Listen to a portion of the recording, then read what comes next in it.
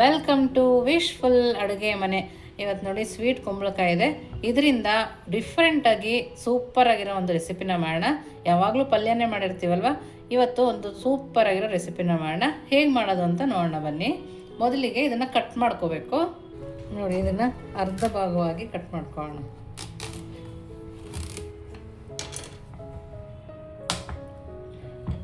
ನೋಡಿ, ಈ ಥರ ಅರ್ಧ ಮಾಡ್ಕೊಳ್ಳೋಣ. ನಮಗಿಲ್ಲಿ ಇದು ಮಾಡೋಕ್ಕೆ ಅರ್ಧ ಸಾಕಾಗುತ್ತೆ. ಆ ಅರ್ಧದ್ದು ಸಿಪ್ಪೆನ ತಕ್ಕೊಳ್ಳೋಣ. ನೋಡಿ, ಈ ಅರ್ಧದ್ದು ಸಿಪ್ಪೆನ ತಕ್ಕೊಂಡು ಬರೋಣ. ನೋಡಿ, ಈ ಥರ ನೀಟಾಗಿ ಸಿಪ್ಪೆನ ತಕ್ಕೋಬೇಕು. ನೀವು ಪೀಲರ್ ಸಹಾಯದಿಂದ ಬೇಕಾದರೂ ತಕ್ಕೋಬೋದು. ನೋಡಿ, ಈ ಥರ ನಾನು ಸಿಪ್ಪೆನ ತಕ್ಕೊಂಬಂದಿದ್ದೀನಿ. ಇವಾಗ ಒಂದು ಸರಿ ಇದನ್ನು ವಾಶ್ ಮಾಡ್ಕೊಂಡು ಬರೋಣ. ನೋಡಿ, ನಾವು ವಾಶ್ ಮಾಡ್ಕೊಂಬಂದ್ಮೇಲೆ ಒಳಗಡೆದು ಕೂಡ ಬೀಜಗಳನ್ನ ತಕ್ಕೊಳ್ಳೋಣ. ಈ ಬೀಜನ ನೀವು ಬಿಸಿಲಲ್ಲಿ ಒಣಗಾಕೋಬೋದು. ನೋಡಿ, ನಾವಿಲ್ಲಿ ಒಳಗಡೆ ಅದು ನೀಟಾಗಿ ತಕ್ಕೊಂಡಾದ್ಮೇಲೆ ಸಣ್ಣ ಸಣ್ಣ ಪೀಸಾಗಿ ಕಟ್ ಮಾಡ್ಕೊಳ್ಳೋಣ. ನೋಡಿ, ಈ ಥರ ನೋಡಿ ಎಲ್ಲದನ್ನು ನಾನು ಈ ಸೈಜಲ್ಲಿ ಕಟ್ ಮಾಡ್ಕೊಂಬಂದಿದ್ದೀನಿ. ನೋಡಿ, ಈ ಥರ. ಇವಾಗ ಇದನ್ನು ಒಂದು ಮಿಕ್ಸಿ ಜಾರ್ ಒಳಗಡೆ ಹಾಕ್ಕೊಳ್ಳೋಣ. ಇದಕ್ಕೆ ಸ್ವಲ್ಪನೇ ನೀರು ಹಾಕಿ ನಾವು ಗ್ರೈಂಡ್ ಮಾಡ್ಕೊಂಡು ಬರಬೇಕು. ಜಾಸ್ತಿ ನೀರು ಹಾಕಬಾರ್ದು.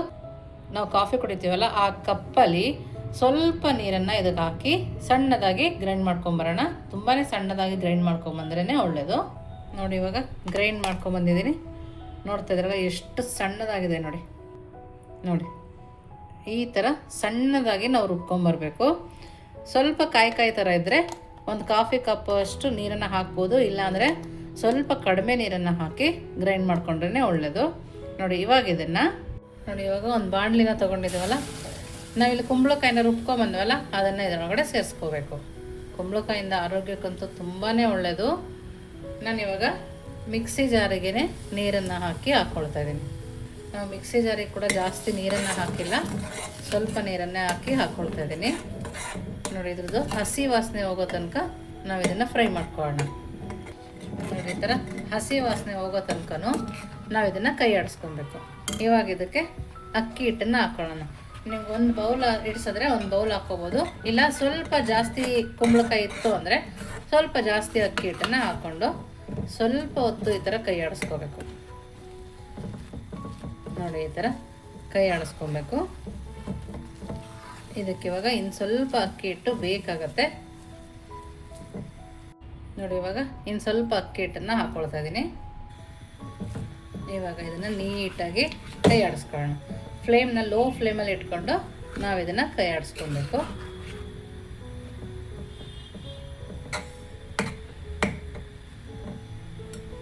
ನೋಡಿ, ಈ ಥರ ಕೈ ಆಡಿಸ್ಕೊಂಡು ಸ್ವಲ್ಪ ಉಪ್ಪನ್ನು ಹಾಕೋಣ. ನಾವು ಕುಂಬಳಕಾಯಿ ಕುದಿಯುವಾಗಲೇ ಉಪ್ಪು ಹಾಕೋಬೇಕಿತ್ತು, ಅದು ಮರ್ತೋಯ್ತು ಅಂತೇಳಿ ಇವಾಗ ಹಾಕ್ಕೊಳ್ತಾ ಇದ್ದೀನಿ. ನೋಡಿ, ಇಷ್ಟು ಕಲಿಸ್ಕೊಂಡ್ಮೇಲೆ ನಾವು ಸ್ಟವನ್ನು ಆಫ್ ಮಾಡ್ಕೊಳ್ಳೋಣ. ನೋಡಿ, ಸ್ಟವ್ ಆಫ್ ಮಾಡಿ ಇದನ್ನು ಲಿಡ್ ಕ್ಲೋಸ್ ಮಾಡಿ 5 ನಿಮಿಷ ಹಾಗೆ ಬಿಡೋಣ. ನೋಡಿ, 5 ನಿಮಿಷ ಆಗಿದೆ. ಇವಾಗ ಇದನ್ನು ಚೆನ್ನಾಗಿ ಕಲಿಸ್ಕೊಳ್ಳೋಣ. ಒಂದು ಚೂರು ಗಂಟಿಲ್ಲದೆ ಇರೋ ಥರ ನಾವು ಇದನ್ನು ಕಲಿಸ್ಕೊಬೇಕು. ನೀವಿನ್ನೂ ನಮ್ಮ ವಾಟ್ಸಪ್ ಗ್ರೂಪಿಗೆ ಜಾಯಿನ್ ಆಗಿಲ್ಲ ಅಂದರೆ ವಿಶ್ಫುಲ್ ವಾಟ್ಸಪ್ ಗ್ರೂಪಿಗೆ ಜಾಯಿನ್ ಆಗೋದನ್ನು ಮರಿಬೇಡಿ. ನೋಡಿ, ಈ ಥರ ನಾವು ಕಲಿಸ್ಕೊಬೇಕು. ಇದನ್ನು ಇವಾಗ ಒಂದು ಪ್ಲೇಟಿಗೆ ಹಾಕ್ಕೊಳ್ತಾ ಇದ್ದೀನಿ. ನೋಡಿ, ಸ್ವಲ್ಪ ಕೈಗೆ ಎಣ್ಣೆನ ಸರುಕೊಂಡು ಈ ಥರ ಮತ್ತೊಂದು ಸರಿ ನಾದ್ಕೊಳ್ತಾ ಇದ್ದೀನಿ. ಏಕೆಂದರೆ ಸಣ್ಣ ಗಂಟಿದ್ರೂ ಕೂಡ ಚೆನ್ನಾಗಿ ಬರೋದಿಲ್ಲ. ಹಾಗಾಗಿ ಈ ಥರ ಎಣ್ಣೆನ ಹಾಕಿ ನಾದ್ಕೊಳ್ತಾ ಇದ್ದೀನಿ. ನೋಡ್ತಿರ್ಬೋದು, ಒಂದು ಸಣ್ಣ ಗಂಟು ಕೂಡ ಇಲ್ಲ ಇಲ್ಲಿ. ಆ ಥರ ನಾನು ಇದನ್ನು ಕಲಿಸ್ಕೊಂಡಿದ್ದೀನಿ. ಮಕ್ಕಳಿಂದ ಹಿಡಿದು ದೊಡ್ಡೋರವ್ರಿಗೂ ತುಂಬ ಇಷ್ಟಪಡೋ ಅಂಥ ರೆಸಿಪಿ ಅಂತಲೇ ಹೇಳಬೇಕು. ನಮಗಿದಕ್ಕೆ ನಾವು ಮಾಡಿರೋ ಸಾಂಬಾರು ಬೇಕಾದ್ರೂ ಆಗುತ್ತೆ, ಅಥವಾ ಕಾಯಿದು ರಸ ಇರುತ್ತಲ್ಲ ಅದನ್ನು ಮಾಡಿಕೊಂಡ್ರೂ ಕೂಡ ಆಗುತ್ತೆ. ಈ ಥರ 2 ಭಾಗ ಮಾಡ್ಕೊಂಡಿದ್ದೀನಿ ನಾನು. ಇವಾಗ ಇದನ್ನು ಪಕ್ಕಕ್ಕೆ ಎತ್ತಿಟ್ಕೊಳ್ಳೋಣ. ನೋಡಿ, ಇವಾಗ ನಾವಿಲ್ಲಿ ಚಕ್ಲಿ ಮಾಡ್ತೀವಲ್ಲ, ಆ ಮೋಲ್ಡನ್ನು ತೊಗೊಂಡಿದ್ದೀನಿ. ಸಣ್ಣ ಮಿಕ್ಸ್ಚರ್ ಮಾಡ್ತೀವಿ ನೋಡಿ, ಆ ಮೋಲ್ಡನ್ನು, ಆ ಪ್ಲೇಟನ್ನು ತೊಗೊಂಡು ಸ್ವಲ್ಪ ಎಣ್ಣೆನ ಸರುಕೊಳ್ತಾ ಇದ್ದೀನಿ. ಇದಕ್ಕೂ ಕೂಡ ಎಣ್ಣೆನ ಸರುಕೊಂಡ್ರೆ ಅಂಟಲ್ಲ ಅಂಥೇಳಿ ಇದಕ್ಕೆ ಕೂಡ ಎಣ್ಣೆ ಸರುಕೊಂಡು ರೆಡಿ ಮಾಡ್ತಿದ್ದೀನಿ ನಾನು. ನೋಡಿ, ಇವಾಗ ಇದರೊಳಗಡೆ ಹಾಕ್ಕೊಳ್ತಾ ಇದ್ದೀನಿ. ಹಾಕ್ಕೊಂಡು ನೀಟಾಗಿ ಕ್ಲೋಸ್ ಮಾಡ್ಕೊಳ್ಳೋಣ. ನೋಡಿ ಈ ಥರ ಫಿಕ್ಸ್ ಮಾಡ್ಕೊಂಡಿದ್ದೀನಿ. ಇವಾಗ ಒಂದು ಬಾಳೆದೆಲೆನ ತಗೊಂಡು ಅದಕ್ಕೆ ಈ ಥರ ನಿಧಾನಕ್ಕೆ ನಾವಿದನ್ನು ಬಿಟ್ಕೋಬೇಕು. ಅಗಲವಾಗಿ ಬೇಕಾದರೂ ಮಾಡ್ಕೋಬೋದು. ನೋಡಿ ಈ ಥರ ಮಾಡಿ ರೆಡಿ ಮಾಡ್ಕೊಳ್ಳೋಣ. ನೋಡಿ ಹೀಗೇನೆ ಮಾಡ್ಕೋಬೇಕು. ಎಷ್ಟು ಎಳೆ ಎಳೆಯಾಗಿ ಬರ್ತಿದೆ ನೋಡಿ. ಟೇಸ್ಟ್ ಕೂಡ ಸೂಪರಾಗಿರುತ್ತೆ. ನಮಗೆ ಒಂದುಂಡೆಯಿಂದ 3 ಕುಂಬಳಕಾಯಿ ಶಾವಿಗೆ ಬರುತ್ತೆ ನೋಡಿ. ದೊಡ್ಡದಾಗಿ ಕೂಡ ಮಾಡ್ಕೋಬೋದು. ಕರೆಕ್ಟಾಗಿ 3 ಮಾಡ್ಬೋದು ನೋಡಿ. ನೋಡಿ ಇವಾಗ ನೋಡಿ ನಾನಿಲ್ಲಿ ಇಡ್ಲಿ ಪಾತ್ರೆಯಲ್ಲಿ ನೀರನ್ನು ಬಿಸಿ ಮಾಡ್ಕೊಳ್ಳೋಕೆ ಇಟ್ಟಿದ್ದೆ. ಚೆನ್ನಾಗಿ ಬಿಸಿಯಾಗಿದೆ ನೋಡಿ. ಬಿಸಿ ಆದ ನಂತರ ನಾವು ಮಾಡಿರೋ ಸ್ವೀಟ್ ಕುಂಬಳಕಾಯಿ ಶಾವಿಗೆನ ಇಟ್ಕೊಳ್ಳೋಣ. ಇದನ್ನು ನಾವು ಒಂದರ ಮೇಲೆ ಒಂದು ಕೂಡ ಇಟ್ಕೋಬೋದು. ಈ ಥರ ನೋಡಿ, ಈ ಥರ ಎಲ್ಲದನ್ನು ಒಂದೇ ಸರಿ ನಾವು ಬೇಯಿಸ್ಕೊಬೋದು ನೋಡಿ. ನಾನು 2 ಇಬ್ಬೆದು ಇದಕ್ಕೇನೆ ಹಾಕ್ಕೊಳ್ತಾ ಇದ್ದೀನಿ.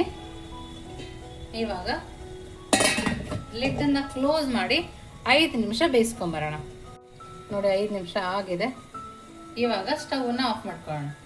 ನಮಗಿದು ಸ್ವಲ್ಪ ತಣ್ಣಗಾಗಬೇಕು.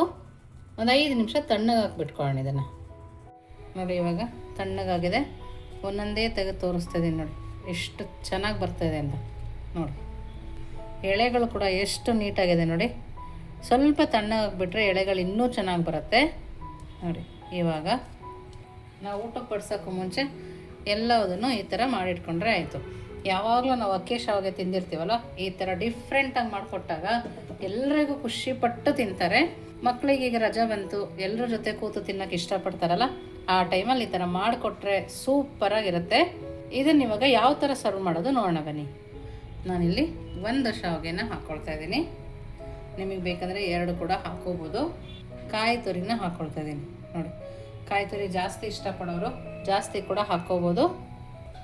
ಹಾಗೆಯೇ ಬೆಲ್ಲನ ಹಾಕ್ಕೊಳ್ತಾ ಇದ್ದೀನಿ ನೋಡಿ. ಬೆಲ್ಲದ ಪುಡಿ ಮಾಡಿಟ್ಕೊಂಡಿದೆ, ಆ ಪುಡಿನ ನಾನು ಹಾಕ್ಕೊಳ್ತಾ ಇದ್ದೀನಿ. ಸಕ್ಕರೆ ಪುಡಿ ಇದ್ದರೆ ಸಕ್ಕರೆ ಪುಡಿ ಕೂಡ ಹಾಕ್ಕೊಂಡು ನಾವು ಇದನ್ನು ತಿನ್ಬೋದು. ಇದಕ್ಕೆ ಕಾಯಿ ಹಾಲು ತುಂಬ ಚೆನ್ನಾಗಿರುತ್ತೆ. ಕಾಯಿ ಹಾಲು ಮಾಡ್ಕೊಳ್ಳೋಂಗಿದ್ರೆ ಮಾಡ್ಕೊಳ್ಳಿ. ಇದಕ್ಕೇ ಹಾಲು ಹಾಕೊಂಡು ಕೂಡ ತಿನ್ಬೋದು. ಯಾವುದಾದ್ರು ಸಾಂಬಾರು ಮಾಡಿದರೆ ಆ ಸಾಂಬಾರು ಜೊತೆ ಕೂಡ ತುಂಬ ಚೆನ್ನಾಗಿರುತ್ತೆ ನೋಡಿ. ಇವಾಗ ಕುಂಬಳಕಾಯಿ ಸ್ವೀಟಾಗಿರುತ್ತಲ್ಲ, ಅದ್ಭುತ ಅಂತಲೇ ಹೇಳಬೇಕು. ಅಷ್ಟು ಚೆನ್ನಾಗಿದೆ, ತುಂಬ ಚೆನ್ನಾಗಿದೆ. ಖಂಡಿತವಾಗೂ ನಿಮ್ಮ ಮನೆಯಲ್ಲಿ ಈ ಥರ ಒಂದು ಸರಿ ಮಾಡಿ ಹೇಗಿತ್ತು ಅಂತ ವಿಶ್ಫುಲ್ ಅಡುಗೆ ಮನೆಗೆ ಕಮೆಂಟ್ ಮೂಲಕ ತಿಳಿಸೋದನ್ನು ಮರಿಬೇಡಿ. ನೀವಿನ್ನು ನಮ್ಮ ಚಾನಲ್ ಲೈಕ್ ಮಾಡಿ, ಶೇರ್ ಮಾಡಿ, ಸಬ್ಸ್ಕ್ರೈಬ್ ಮಾಡಿ. ವಿಶ್ಫುಲ್ ಅಡುಗೆ ಮನೆಗೆ ಥ್ಯಾಂಕ್ ಯು.